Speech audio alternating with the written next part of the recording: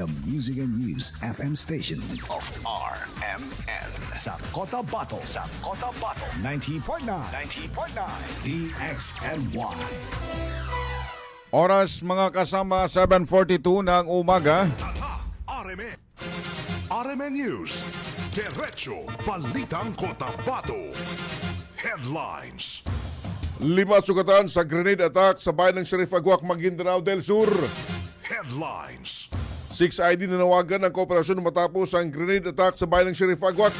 Headlines. Detachment naman mga kasama ng sundalo sa barangay Mangay Talitay, Maguindanao del Norte, hinaras. Headlines. AFP at PNP sa farm sinisilip ang posibleng motibo sa magkakasunod na grenade attacks. Headlines. Pulis tinamaan ng ligaw na bala habang nagsasagawa ng area security sa Dato Udin Sinsuat. Headlines. Bakbakan naman sa bayan ng Dato Udin Sinsuat na itala ilang residente lumikas sa mas ligtas na lugar. Headlines. Mahigit 400,000 piso na pislit na sigarilyo na recover sa checkpoint sa Lanao del Sur.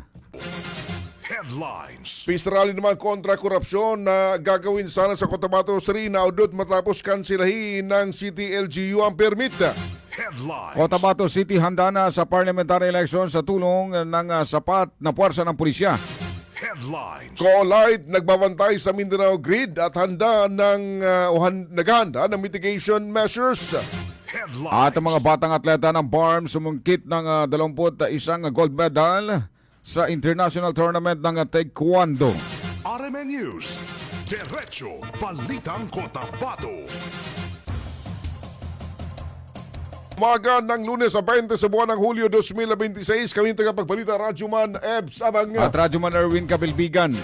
RMN News. Diretso Balitang Cotabato.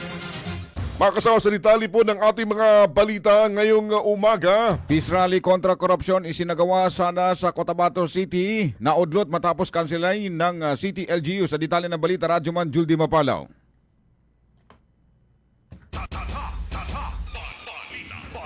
Inatuloy ang sanay malakihang pagtitipon ng iba't ibang sektor na pangungunahan sana ng United People's Initiative sa Plaza, Cotabato City dahil sa cancellation of permit rally na nilabas ng City LGU kahapon. Sinabi ni Ginoong Mamakan Latip, Regional Coordinator ng UPI, na balak sana nilang ipanawagan sa national government na tanggalin ang mga korap na nakapalibot sa kasalukuyang administrasyon na sumisira umano at nagnanakaw sa kabanang bayan. Anya, simultaneous sana itong isasagawa kahapon sa buong bansa. Ngunit tanging ang Cotabato City lamang ang hindi nakapagsagawa nito dahil sa nasabing kautusan mula kay Cotabato City Mayor Bruce Matabalaw. Yesterday at 3:35 in the afternoon at the gate of Muslimin Sima, because I was there, I received the official cancellation of the city mayor's office. After we received, we meet all the United People's Initiative assigned in the BARM and other part of the BARM. We agreed that this time we'll have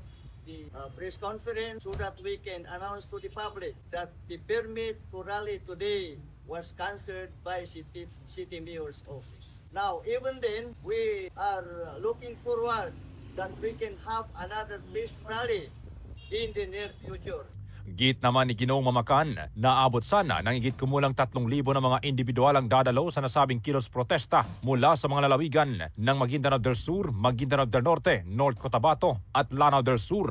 Samantala, laman naman ng black and white mula sa City LGU na isagawa sa mga susunod na araw ang kanilang aktibidad dahil mayroon di umanong nakasabayan dahilan para ito ay kansilahin. Gayunpaman, bagamat hindi na pagbigyan ang kahilingan ng naturang grupo, nilinaw ni Ginoong Mamakan na wala silang sama ng loob sa lokal na pamahalaan ng Cotabato City. National Leadership today, simultaneous peaceful rally throughout the country in Luzon, Visayas, and Mindanao. And in Mindanao, we have gathering in Pulumulo, Zamboanga, Sibugay, Cagayan, Basilan, and Caraga region, Bukidnon, of course in Cotabato City, but it was cancelled. Now, mga kapatid, Bangsamoro, ang gusto lang namin dito ay malaman ninyo ang nasa loob ng United People's Initiative. This is against corruption. We want everything in the investigation, transparent and accountability. Kasama mo sa DXMY 90.9 RMN Cotabato, Radyoman Juldy Mapalaw, Tatak Karamen. RMN News.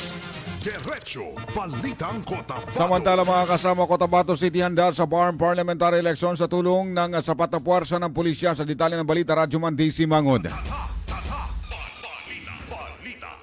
Tiniyak ni Cotabato City Police Office o CCPO Director Colonel Jibin Bungkayaw na sapat ang bilang ng mga pulis na nakatalaga sa Cotabato City upang mapanatili ang kapayapaan at kaayusan sa paghahanda para sa nalalapit na Bangsamoro parliamentary elections.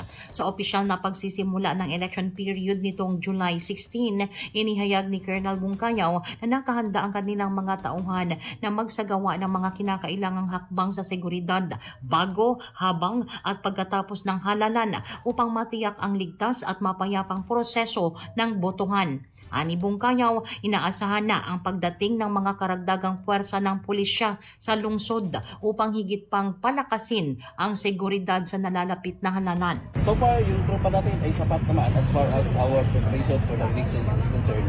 Nandito yung mga kapulisan natin, nandito yung Philippine Marines natin, nandito yung mga other friendly forces na natin sa Cotabato City. Sapat ito dito sa preparation from this day hanggang sa election day. But we are expecting more augmentations comes BP elections. Maglalagay ng checkpoints at choke points sa iba't ibang panig ng lungsod upang tiyakin ang seguridad at maiwasan ang anumang banta kaugnay ng nalalapit na halalan.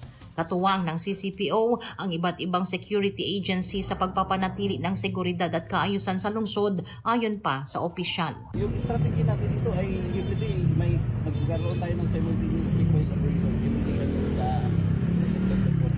Hindi lang natin i-divulge kung saan yung mga areas na or fix. Meron tayong rotation na security checkpoints natin para ma-check natin yung sinasabi kanina ni Pamalik na kailangan mayroong certificate of authority, dapat may kahulan, i-list yung mga detail natin at yung mga nagdadala ng baril. Ang tinig ni Cotabato City Police Office Director Colonel Jibin Bungkayaw. Kasama mo sa DXMY 90.9 Radio Monday si Mangud, Tatak RMN. RMN News. Diretso Balitang Cotabato. Pagkakaisa naman para sa mga Bangsamoro, nais na iparating ng Base Commander ng 128 Base Command. Sa detalye ng balita, Radyoman ng Maestro Rahib Bansaw. Nagbigay ng mahalagang mensahe si Rafi bin Al-Husayni alias sa Commander Abu Saima Hussein, Commander ng 128 Peacemaker Base Command, hinggil sa advokasya ng kanilang base para sa kapayapaan at pagkakaisa. Sa kanyang pahayag, hinimok niya ang mga kasamahan sa organisasyon na manatiling kalmado at patuloy ang pagkakaisa sa kabila ng mga pagsubok. Ayon sa kanya, manatili ang kanyang paniniwala na darating din ang panahon na muling magkaayos at magkaisa ang lahat. Binigyan din ni Commander ang kahalagahan ng pagkakaisa, paggalang at pagtutulungan upang may sulong ang layunin ng kanilang organisasyon. Sa kang MI na asal ka daw para kung kagadaw mga natyakapin mo nil kanu natyakapan namin nil kami na di kami nunan bagyang baita sa bigyan na may kinakoneksyon sa jihad kasi kami na mazil na ala jihad goren kami sarang na tagapala namin lalo na membro na MI aming kaligabon siya sa United ng Confederation of Jihad. Sakita no, nayata no, pagkaitan sa ingala na 128 Peacemaker. Ikagtatawang ka sa ikaw bagato brido. Di makaya. Iyan makaya na yan ang kakatagan mabaw na pagitanan ka hukom. Inunungan na aming kasaluwang na din ka ato. Kasama mo sa DXMY 90.9 Radyoman Maestro Rahib Bansaw, Tatak RMN. RMN News. Diretso Balitang Cotabato. Alas 7:51 na ng umaga mga kasama.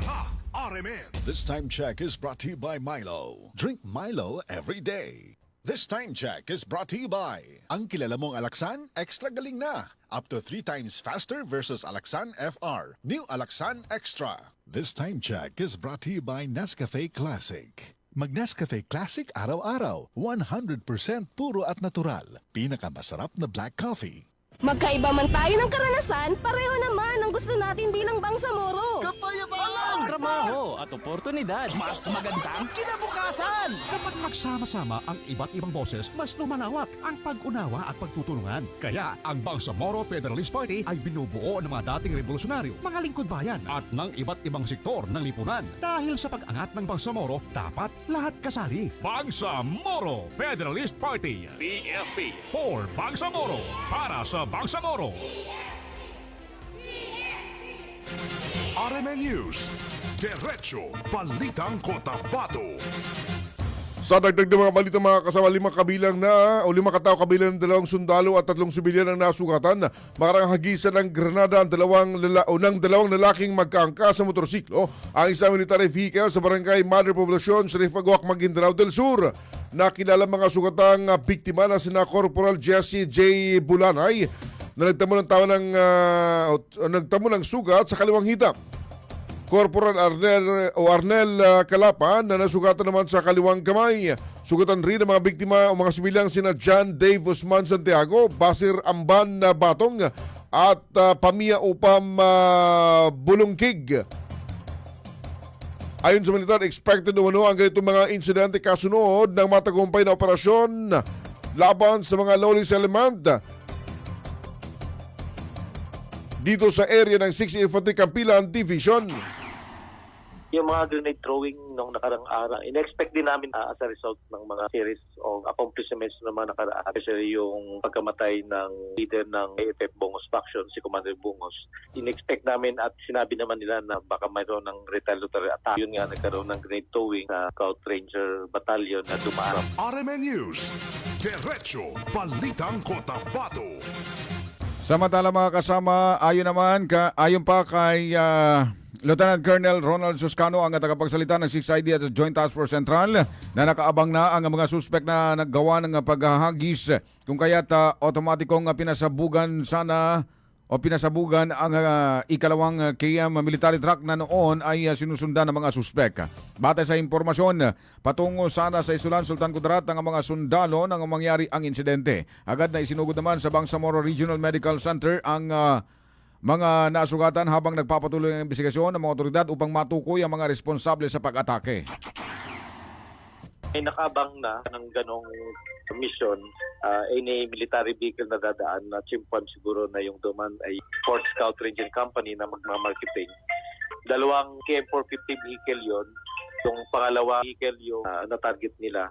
Sinubukan nating habulin yung naka-riding in tandem pero hindi na rin inabot. Going to RMN News, Diretso Balitang Cotabato. Sa iba pang balita mga kasama, hinaras naman ang aabot sa 15 armadong individual ng detachment ng 12 Mechanized sa Barangay Mangay, Talitay, Maguindanao del Norte alas 7 kagabi. Sa report ng PNP, lumalabas sa investigasyon na mga ito na nakapansin na magalaw ng flashlight ng mga kasapi ng unit. Tinatayang nasa 150 to 200 meters mula sa kanilang detachment. Pagkalipas na ilang sandali ay pinaulunan na mga ito ng putok ng baril. Agad namang gumanti ang militar na nawi sa palitan ng putok na tumagal ng halos 20 minuto. Wala namang naiulat na nasugatan sa nangyaring insidente. RMN News, Diretso Balitang Cotabato. Sa pool mga kasama sa CCTV footage ang paghagis ng isang lalaking nakamotorsiklo ng granada sa 7th Charlie Company ng kasundaluan sa barangay Magagiling, Sultan Kudarat, Maguindanao del Norte.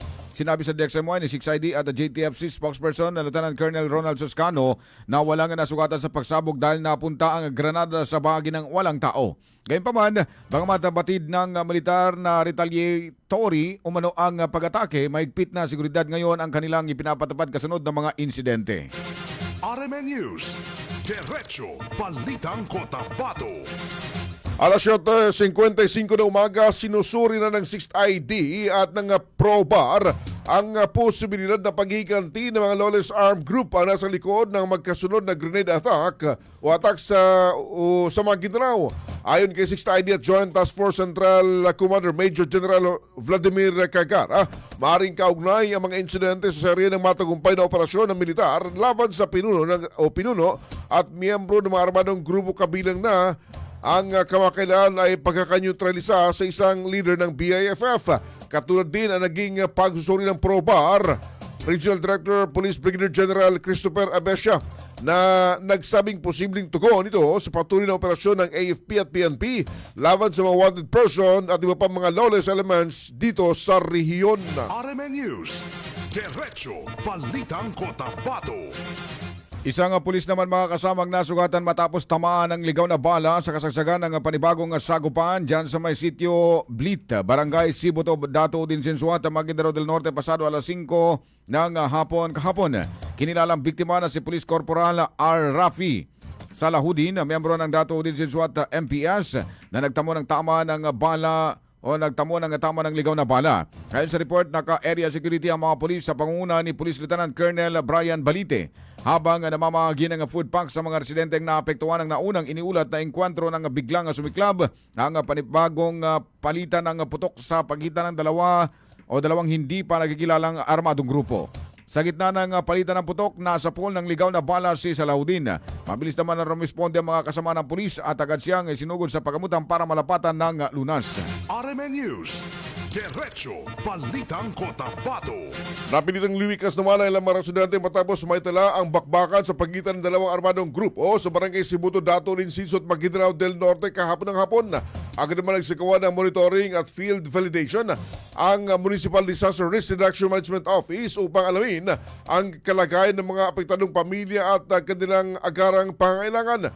Patuloy naman na nawagan ang mga otoridad sa publiko na umiwas muna sa mga lugar naapektuhan ng kaguluhan at sundin ng mga nilabas na abiso habang isinasagawa ang monitoring at assessment sa sitwasyon. RMN News, Diretso Balitang Cotabato.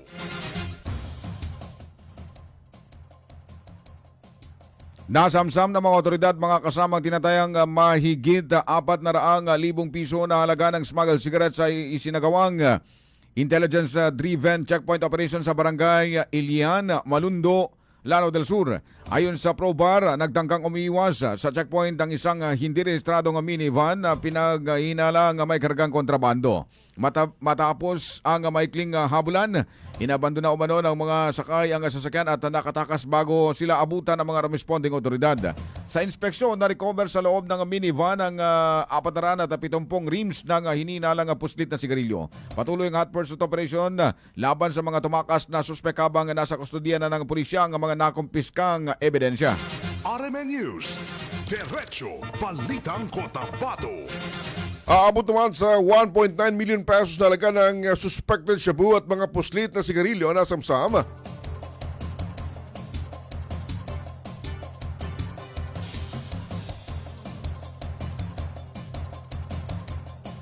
Ng Pro-12 sa seri ng operasyong isinagawa noong July 17. Dito 10 individual na aresto kaugnay sa magkakawalay na anti-drug at anti-smuggling operation sa iba't ibang bahagi ng riyon. Sa 6 na anti-drug operation, 7 sospek ang nahuli at nakumpisa mahigit 259 na gramo ng shabu na tinatayang nagkakalaga ng 1.76 million pesos. Samantala 3 pang individual na aresto o sa 4 na anti-smuggling operation matapos makumpiskan ng 260 rims ng 7 pakete ng suspected ng mga puslit na sigarilyo na nagkakahalaga naman ng 223,000 pesos. RMN News, Diretso Balitang Cotabato. Mga kasama sa ibang balita naman, 21 gold medal, 3 silver at 4 naman na bronze medal ang nasungkit ng mga batang manlalaro sa South Korea sa international tournament. Ibinahagi sa DXMY ni Byron Betita, Head Instructor Heart of the Champion ng Philippine Taekwondo Association, na ang kanilang naging karanasan sa paglahok sa isang international taekwondo competition sa South Korea ay isang mapalad at malaking karangalan. Mapalad po tayo, Manager Erwin, na gasig na ginawa ng mga kabataan yung kanilang mga tungkulin bilang manlalaro nagmumula sa Bangsamoro Region. So pinakita nila yung kanilang talento sa international competition na nandito sa Mojo, Korea, dito sa Taekwondo 1, Mojo, Korea. RMN News, Diretso Balitang Cotabato.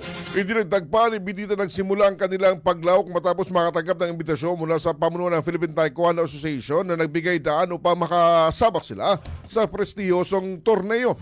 Dito ay kinuwento din ng mga atleta ang kanilang mga naging karanasan at pinakitang husay sa pandaigdigang kompetisyon. Anila, nagsilbi itong inspirasyon hindi lamang sa kanilang mga kababayan kundi maging sa mga kabataan ng mga Pilipinong mangarap o nangangarap na makipagsabayan sa international sporting event. Well, nasimula po ito sa binigay na invitation ng ating pamunuan sa Philippine Taekwondo Association, and then tinugunan naman ng Regional Management Committee Bangsamoro Bar na makapagpadala tayo ng contingent natin RMN dito. News. Diretso Balitang Cotabato. Mga kasama, mahigpit na binabantayan ng Cotabato Light and Power Company ang matinding pagtaas ng gastos sa generation at transmission ng kuryente na dulot ng pressures sa magkakaugnay na power grid ng Mindanao at Visayas. Kasunod ng pansamantalang pagbaba ng singil, 9.6748 pesos kada kilowatt hour noong May hanggang June billing cycle. Inaasa ng Cotabato Light ang pagtaas ng generation at transmission charges nang umigit kumulang 0.45 centavos hanggang 1 pesos and 3 centavos kada kilowatt hour na maaaring ipatupad mula sa huling bahagi ng Hulyo hanggang Disyembre taong kakasulukuyan. Ayon sa Cotabato Light and Power Company o ayon kay Cotabato Light President and General Manager Valentin Saludes III, ginagawa nila ang lahat ng kanilang makakaya upang mabawasan ang epekto ng pagbago-bagong presyo sa merkado sa mga consumer, lalo na at maraming pamilya sa kanilang franchise area ang dumaranas ng pinakamataas na inflation rate sa bansa. RMN News. Diretso Balitang Cotabato. Mga kasama, sumayin niyo po ang kalipunan ng ating balitaan ngayong umaga. Umaga tayo ngayon ng Lunes, 20 sa buwan ng Hulyo 2026. Saka na po mga kasama sa News Center, Rajuman Daisy Maud at Rajuman Julie Mapalao. Sa Technical Digital ngayon, Rajuman Ricardo Eric Madamba Jr. Magandang morning din kay Lai Kim na naka-follow na sa ating page sa DXMY. Good morning din kay Ma'am Marisa Lucero at Christian Joy Lucero. Yung avid listener natin kasamang Sir Erwin dyan sa May Rosales Street na kung saan ipinakita pa yung lumang relo ng DXMY. 729. 7 years ago nang matanggap niyo yung Rajuman. Kaya nga, kinuwento talaga nila na kung paano nila natanggap at inalagaan. Yung sa atin Darren, yung sa kanila buhay na buhay pa. Okay, gumaganap eh. Pero yun na, mahihayin lang talaga si Ma'am na magpakita sa kamera. Happy birthday nga pala kay Ginoong Jimmy Reyes. Kahapon yung kanyang karawan. Happy birthday Kuya Jean. RMN News. Kami yung tagapagbalita, Rajuman F. Sabang. At Rajuman Erwin Kabilbigan, Tatak Armen. RMN News. Diretso Balitang Cotabato.